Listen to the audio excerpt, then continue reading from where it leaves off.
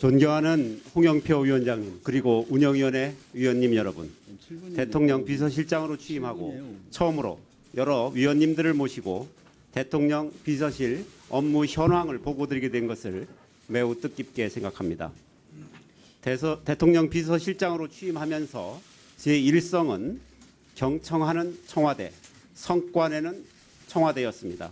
취임 이후 지금까지 경제 활성화에 역점을 두고 소상공인, 중소기업, 벤처기업, 대기업 등 많은 기업인들과 소통해 왔습니다만 아직 부족합니다. 더 많이 소통하겠습니다.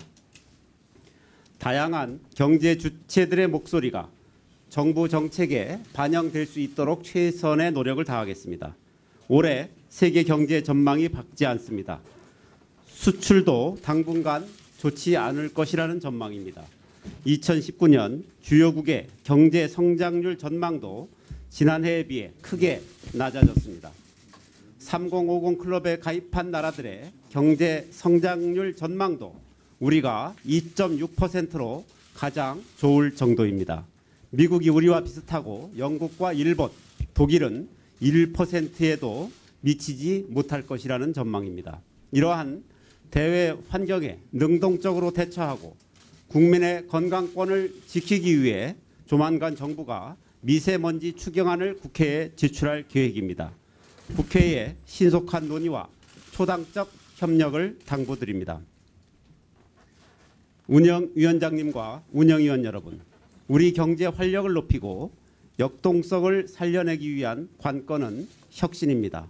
스마트 공장 구축 지원 등 전통 제조업의 혁신으로 2019년을 제조업 르네상스 시대의 원년으로 삼겠습니다. 주력 제조업의 혁신과 함께 신산업의 육성도 속도를 내겠습니다. 수소경제, 미래자동차, 바이오, 에너지 신산업, 비메모리 반도체, 5G 기반 산업 등 신산업을 대한민국의 새로운 성장 동력으로 키우는 데 혼심의 힘을 쏟겠습니다. 도전을 응원하고 혁신을 장려하는 규제 샌드박스 제도를 잘 안착시키겠습니다. 정부 입증 책임제를 도입해서 시대 변화에 뒤떨어진 정부의 행정 규제는 과감하게 없애겠습니다. 존경하는 운영위원회 위원님 여러분, 문재인 정부는 혁신적 포용 국가를 목표로 하고 있습니다. 혁신 성장을 이뤄가면서 동시에 국민 모두 만들어 가자는 뜻입니다. 20년 전 김대중 정부는 처음으로 국민 기초생활보장 제도를 도입했습니다. 20년이 지난 지금 문재인 정부는 기초생활을 넘어 전 국민 전생에 기본 생활을 보장하는 포용 국가를 지향하고 있습니다.